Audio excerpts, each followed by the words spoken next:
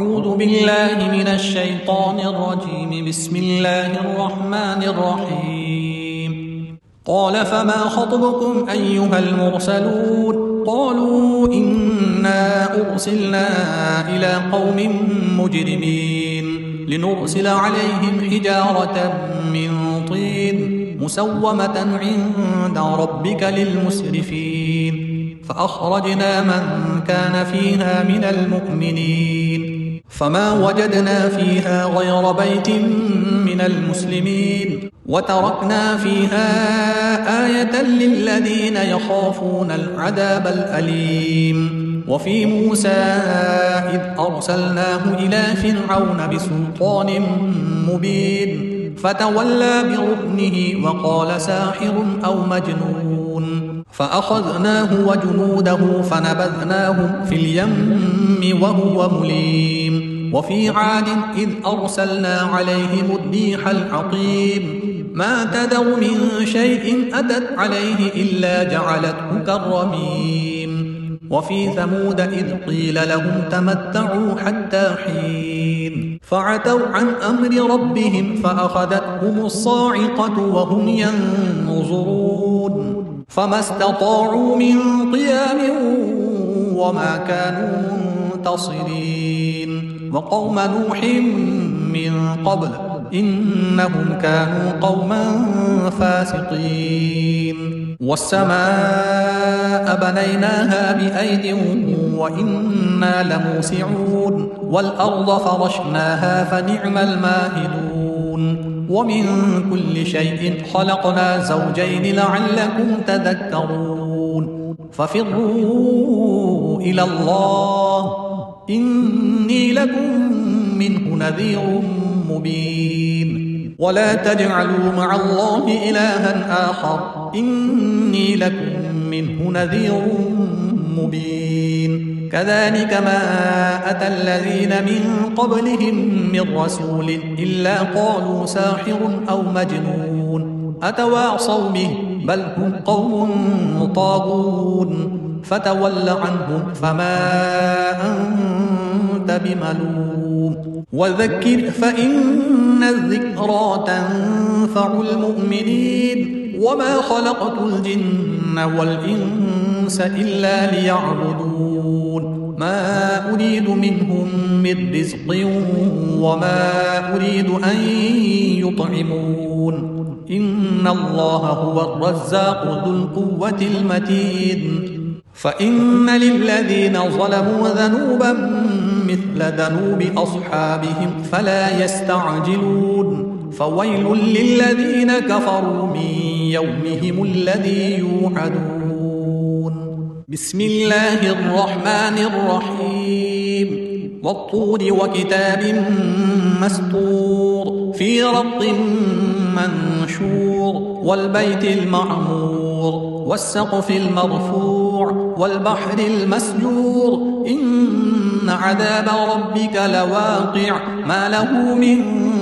دافع يوم تمور السماء مورا وتسير الجبال سيرا فويل يومئذ للمكذبين الذين هم في خوض يلعبون يوم يدعون إلى نار جهنم دعا هذه النار التي كنتم بها تكذبون أفسحر هذا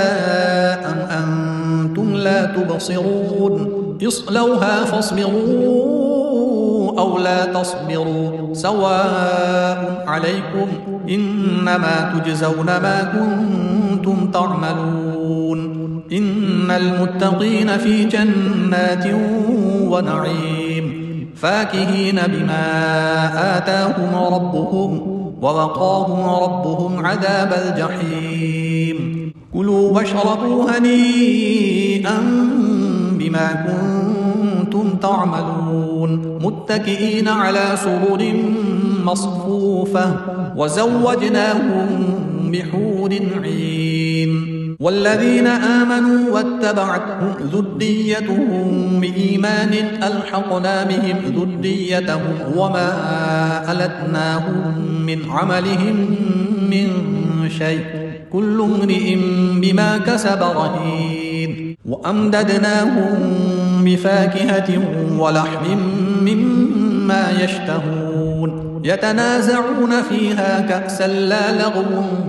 فيها ولا تأثيم ويطوف عليهم غلمان لهم كأنهم لؤلؤ مكنون وأقبل بعضهم على بعض يتساءلون قالوا إنا كنا قبل في أهلنا مشفقين فمن الله علينا ووقانا عذاب السموم إنا كنا من قبل ندعوه إنه هو البر الرحيم فذكر فما أنت بنعمة ربك بكاهن ولا مجنون أم يقولون شاعر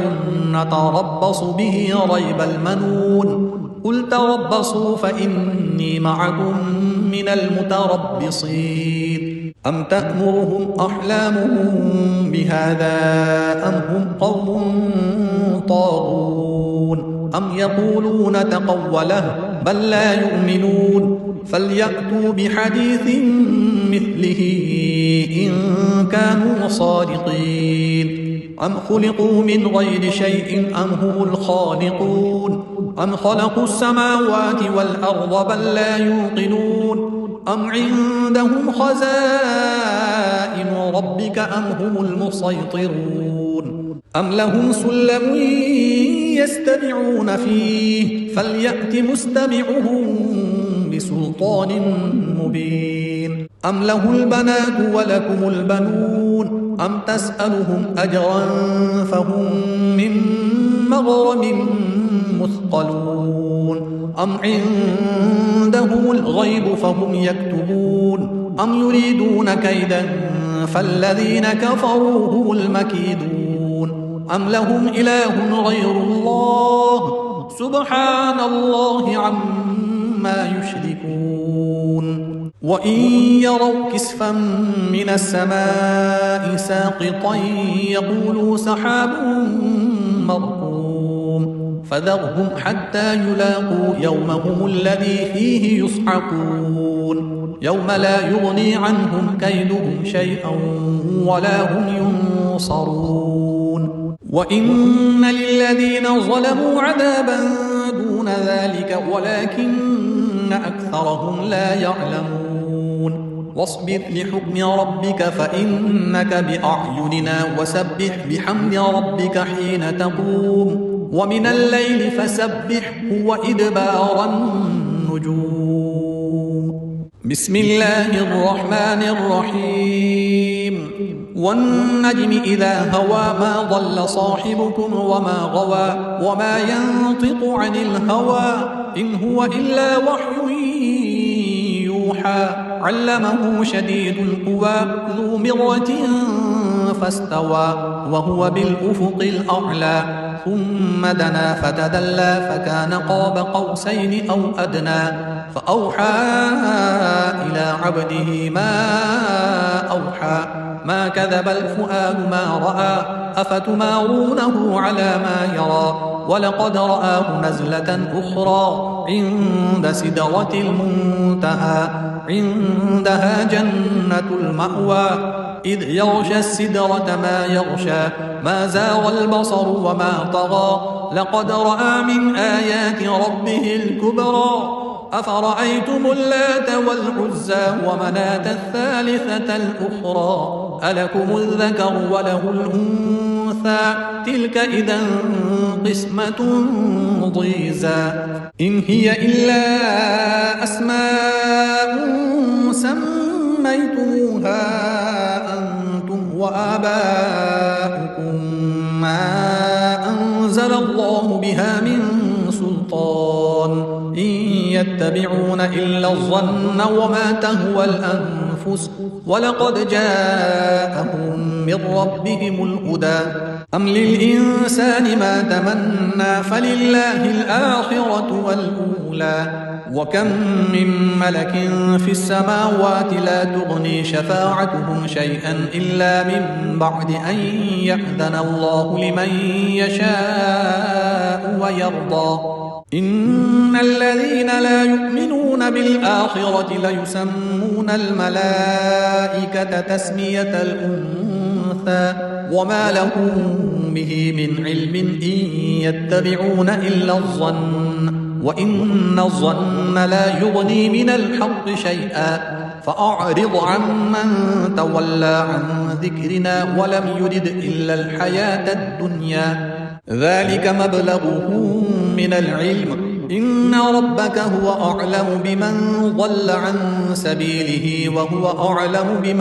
اهتدى ولله ما في السماوات وما في الأرض ليجزي الذين أساءوا بما عملوا ويجزي الذين أحسنوا بالحسنى الذين يجتنبون كبائر الإثم والفواحش إلا اللمم إن ربك واسع المغفرة هو أعلم بكم إذ أنشأكم من الأرض وإذ أنتم أجنة في بطون أمهاتكم فلا تزكوا أنفسكم هو أعلم بمن اتقى أفرأيت الذي تولى وأعطى قليلا وأكدى أعنده علم الغيب فهو يرى أم لم ينبأ بما في صحف موسى وإبراهيم الذي وفى ألا تزر وازرة وزر أخرى وأن ليس للإنسان إلا ما سعى وأن سعيه سوف يرى ثم يجزاه الجزاء الأوفى وأن إلى ربك المنتهى وأنه هو أضحك وأبكى وأنه هو أمات وأحيا وأنه خلق الزوجين الذكر والأنثى من نطفة إذا تمنى وأن عليه النشأة الأخرى وأنه هو أغنى وأقنى وأنه هو رب الشعرى وأنه أهلك عادا الأولى وثمود فما أبقى وقوم نوح من قبل إنهم كانوا هم أظلم وأطغى والمؤتفكة أهوى فغشاها ما غشا فبأي آلاء ربك تتمارى هذا نذير من النذر الأولى أزفت الآزفة ليس لها من دون الله كاشفة أفمن هذا الحديث تعجبون وتضحكون ولا تبكون وأنتم سامعون فاسجدوا لله واعبدوا بسم الله الرحمن الرحيم اقتربت الساعة وانشق القمر وإن يروا آية يعرضوا ويقولوا سحر مستمر وكذبوا واتبعوا أهواءهم وكل أمر مستقر ولقد جاءهم من الأنباء ما فيه مزدجر حكمة بالغة فما تغني النذر فتول عنهم يوم يدعو الداع إلى شيء نكر خش عن أبصارهم يخرجون من الأجداث كأنهم جراد منتشر مهطعين إلى الداع يقول الكافرون هذا يوم عسير كذبت قبلهم قوم نوح فكذبوا عبدنا وقالوا مجنون وازدجر فدعا ربه أني مغلوب فانتصر ففتحنا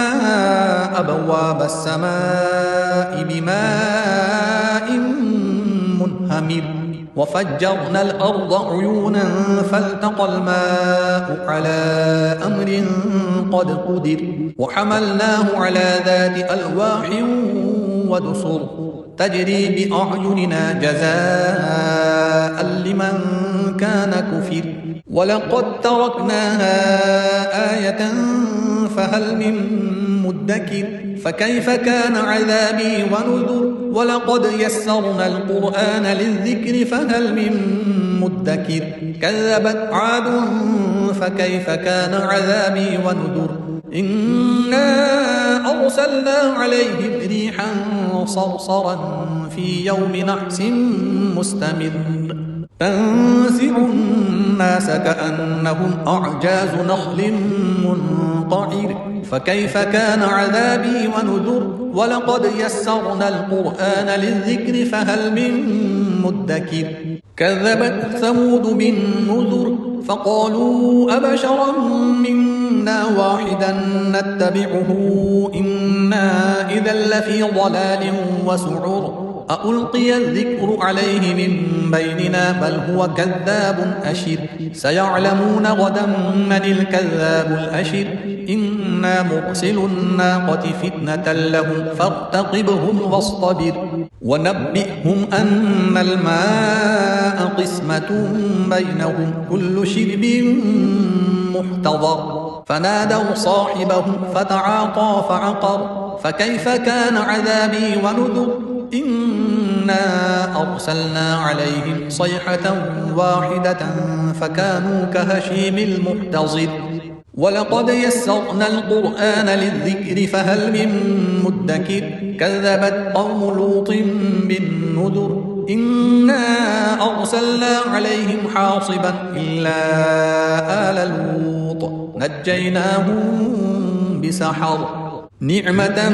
من عندنا كذلك نجزي من شكر ولقد أنذرهم بطشتنا فتماروا بالنذر ولقد راودوه عن ضيفه فطمسنا أعينهم فذوقوا عذابي ونذر ولقد صبحهم بكرة عذاب مستقر فذوقوا عذابي ونذر ولقد يسرنا القرآن للذكر فهل من مدكر ولقد جاء آل فرعون النذر كذبوا بآياتنا كلها فأخذناهم أخذ عزيز مقتدر أكفاركم خير من أولئكم أم لكم براءة في الزبر أم يقولون نحن جميع منتصر سيهزم الجمع ويولون الدبر بل الساعة موعدهم والساعة أدهى وأمر إن المجرمين في ضلال وسعر يوم يسحبون في النار على وجوههم ذوقوا مس سقر إنا كل شيء خلقناه بقدر وما أمرنا إلا واحدة كلمح بالبصر ولقد أهلكنا أشجاعكم فهل من مدكر وكل شيء فعلوه في الزبر وكل صغير وكبير مستطر إن المتقين في جنات ونهر في مقعد صدق عند مليك مقتدر بسم الله الرحمن الرحيم الرحمن علم القرآن خلق الإنسان علمه البيان الشمس والقمر بحسبان والنجم والشجر يسجدان والسماء رفعها ووضع الميزان ألا تطغوا في الميزان وأقيموا الوزن بالقسط ولا تخسروا الميزان والأرض وضعها للأنام فيها فاكهة والنخل ذات الأكمام والحب ذو العصف والريحان فبأي آلاء ربكما تكذبان خلق الإنسان من صلصال كالفخار وخلق الجان من مارج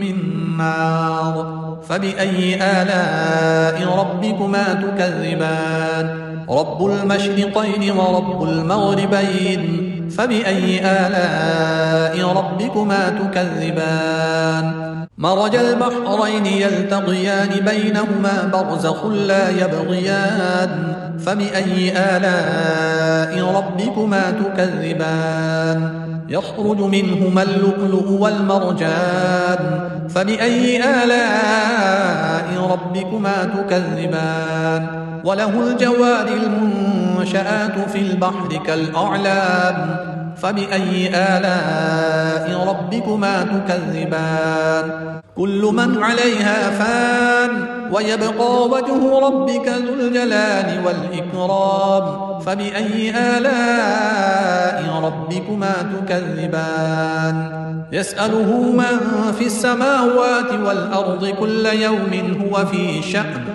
فبأي آلاء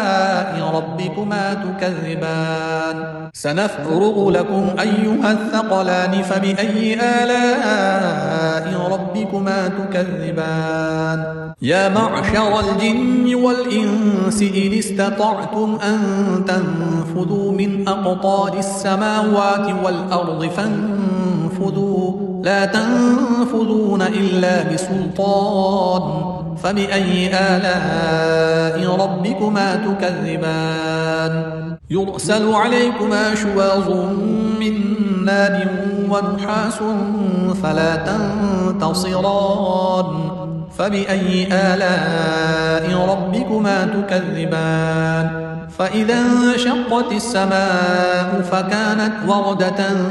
كالدهان فبأي آلاء ربكما تكذبان فيومئذ لا يسأل عن ذنبه إنس ولا جان فبأي آلاء ربكما تكذبان يعرف المجرمون بسيماهم فيؤخذ بالنواصي والأقدام فبأي آلاء ربكما تكذبان هذه جهنم التي يكذب بها المجرمون يطوفون بينها وبين حميم آن فبأي آلاء ربكما تكذبان ولمن خاف مقام ربه جنتان فبأي آلاء ربكما تكذبان ذواتا أفنان فبأي آلاء ربكما تكذبان فيهما عينان تجريان فبأي آلاء ربكما تكذبان فيهما من كل فاكهة زوجان فبأي آلاء ربكما تكذبان متكئين على فرش بطائنها من استبرق وجنى الجنتين دان فبأي آلاء ربكما تكذبان فيهن قاصرات الطرف لم يطمثهن إنس قبلهم ولا جان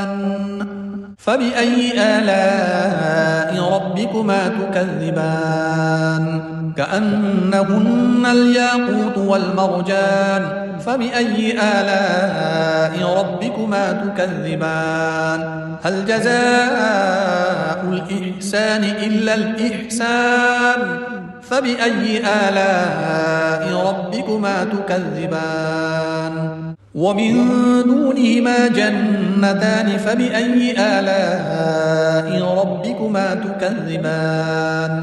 مدهامتان فبأي آلاء ربكما تكذبان فيهما عينان نضاختان فبأي آلاء ربكما تكذبان فيهما فاكهة ونخل ورمان فبأي آلاء ربكما تكذبان فيهن خيرات حسان فبأي آلاء ربكما تكذبان حور مقصورات في الخيام فبأي آلاء ربكما تكذبان لم يطمثهن إنس قبلهم ولا جان فبأي آلاء ربكما تكذبان متكئين على رفرف خضر وعبقري حسان فبأي آلاء ربكما تكذبان تبارك اسم ربك ذي الجلال والإكرام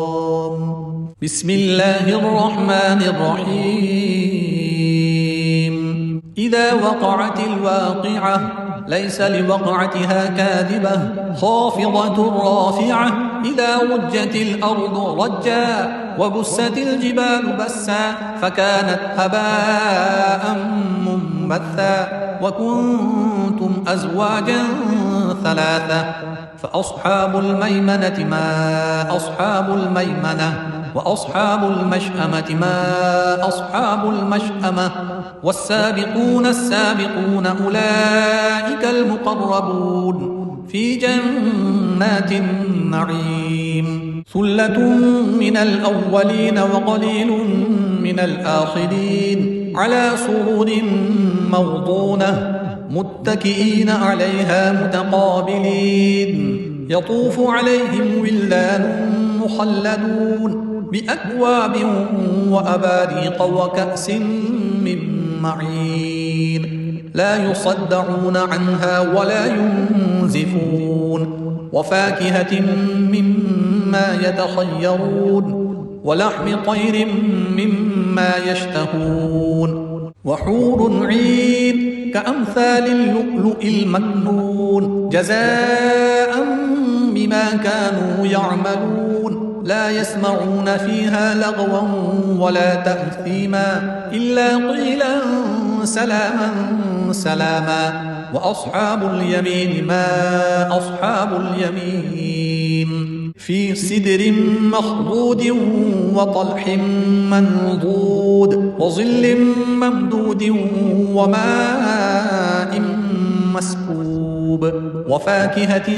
كثيرة لا مقطوعة ولا ممنوعة وفرش مرفوعة إنا أنشأناهن إنشاء فجعلناهن أبكارا عربا أترابا لأصحاب اليمين ثلة من الأولين وثلة من الآخرين وأصحاب الشمال ما أصحاب الشمال في سموم وحميم وظل من يحموم لا بارد ولا كريم إنهم كانوا قبل ذلك مترفين وكانوا يصرون على الحنث العظيم وكانوا يقولون أئذا متنا وكنا ترابا وعظاما أئنا لمبعوثون أو آباؤنا الأولون قل إن الأولين والآخرين لمجموعون إلى ميقات يوم معلوم ثم إنكم أيها الضالون المكذبون لآكلون من شجر من زقوم فمالئون منها البطون فشاربون عليه من الحميم فشاربون شرب الهيم هذا نزلهم يوم الدين نحن خلقناكم فلولا تصدقون أفرأيتم ما تمنون أأنتم تخلقونه أم نحن الخالقون نحن قدرنا بينكم الموت وما نحن بمسبوطين على أن نبدل أمثالكم وننشئكم فيما لا تعلمون ولقد علمتم النشأة الأولى فلولا تذكرون أفرأيتم ما تحرثون أأنتم تزرعونه أم نحن الزارعون لو نشاء لجعلناه حطاما فظلتم تفكهون إنا لمغرمون بل نحن محرومون أفرأيتم الماء الذي تشربون أأنتم أنزلتموه من المزن أم نحن المنزلون لو نشاء جعلناه أجاجا فلولا تشكرون أفرأيتم النار التي تورون أأنتم أنشأتم شجرتها أم نحن المنشئون نحن جعلناها تذكرة ومتاعا للمقوين فسبح باسم ربك العظيم فلا أقسم بمواقع النجوم وإنه لقسم لو تعلمون عظيم إنه لقرآن كريم في كتاب مكنون لا يمسه إلا المطهرون تنزيل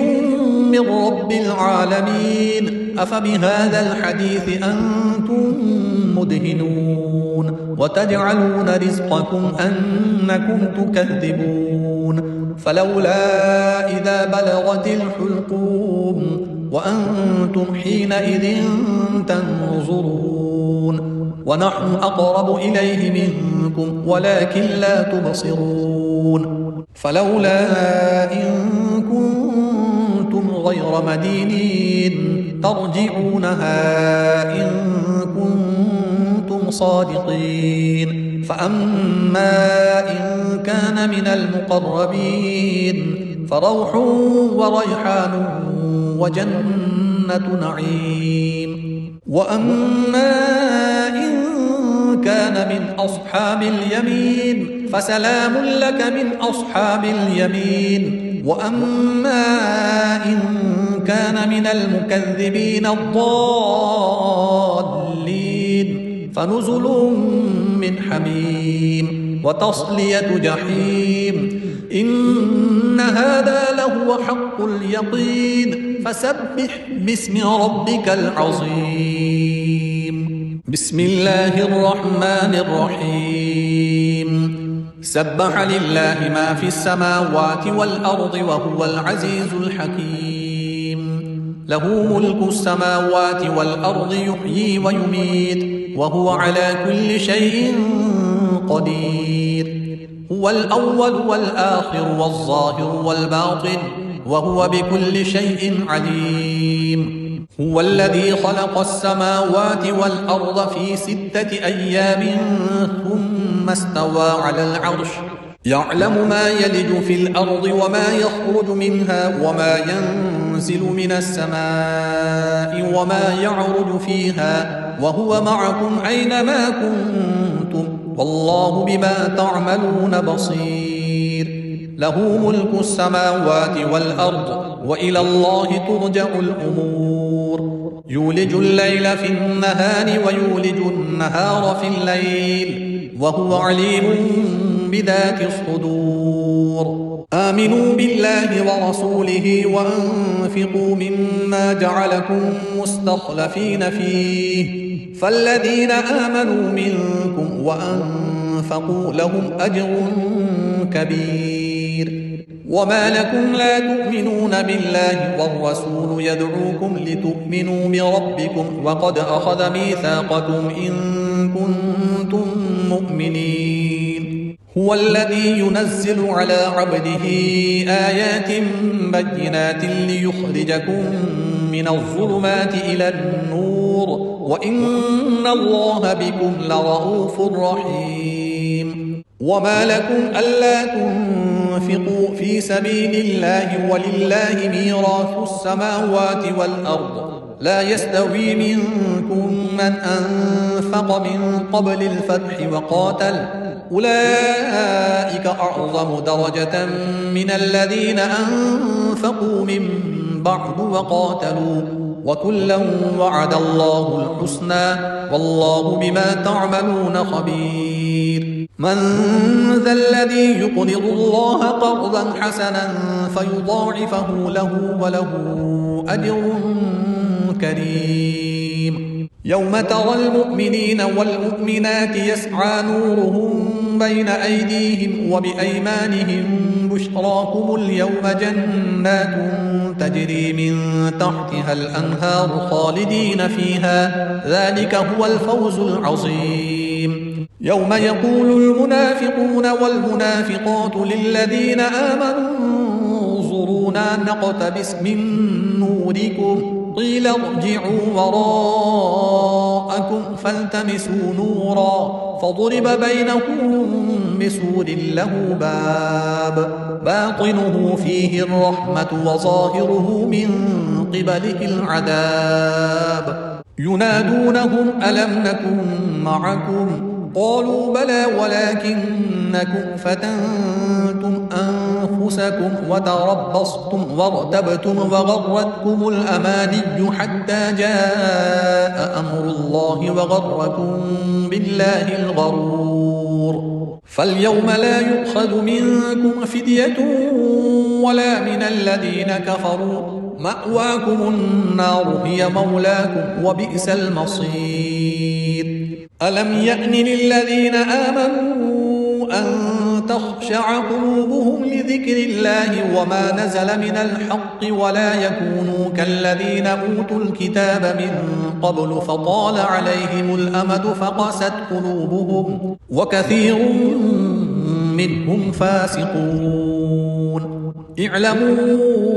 أن الله يحيي الأرض بعد موتها قد بينا لكم الآيات لعلكم تعقلون إن المصدقين والمصدقات وأقرضوا الله قرضا حسنا يضاعف لهم ولهم أجر كريم والذين آمنوا بالله ورسله أولئك هم الصديقون والشهداء عند ربهم لهم أجرهم ونورهم والذين كفروا وكذبوا بآياتنا أولئك أصحاب الجحيم اعلموا أنما الحياة الدنيا لعب ولهو وزينة وتفاخر بينكم وتكاثر في الأموال والأولاد كمثل غيث أعجب الكفار نباته ثم يهيج فتراه مصفرا ثم يكون حطاما وفي الآخرة عذاب شديد ومغفرة من الله ورضوان وما الحياة الدنيا إلا متاع الغرور سابقوا إلى مغفرة من ربكم وجنة عرضها كعرض السماء والأرض أعدت للذين آمنوا بالله ورسله ذلك فضل الله يؤتيه من يشاء والله ذو الفضل العظيم ما أصاب من مصيبة في الأرض ولا في أنفسكم إلا في كتاب من قبل أن نبرأها إن ذلك على الله يسير لكي لا تأسوا على ما فاتكم ولا تفرحوا بما آتاكم والله لا يحب كل مختال فخور الذين يبخلون ويأمرون الناس بالبخل ومن يتول فإن الله هو الغني الحميد لقد أرسلنا رسلنا بالبينات وأنزلنا معهم الكتاب والميزان ليقوم الناس بالقسط وأنزلنا الحديد فيه بأس شديد ومنافع للناس وليعلم الله من ينصره ورسله بالغيب إن الله قوي عزيز ولقد أرسلنا نوحا وإبراهيم وجعلنا في ذريتهما النبوة والكتاب فمنهم مهتد وكثير منهم فاسقون ثم قفينا على آثارهم برسلنا وقفينا بعيسى ابن مريم وآتيناه الإنجيل وجعلنا في قلوب الذين اتبعوه رأفة ورحمة ورهبانية ابتدعوها ما كتبناها عليهم إلا ابتغاء رضوان الله فما رعوها حق رعايتها فآتينا الذين آمنوا منهم أجرهم وكثير منهم فاسقون. يا أيها الذين آمنوا اتقوا الله وآمنوا برسوله يؤتكم كفلين من رحمته ويجعل لكم نورا تمشون به ويغفر لكم والله غفور رحيم. لئلا يعلم أهل الكتاب ألا يقدرون على شيء من فضل الله وأن الفضل بيد الله يؤتيه من يشاء والله ذو الفضل العظيم.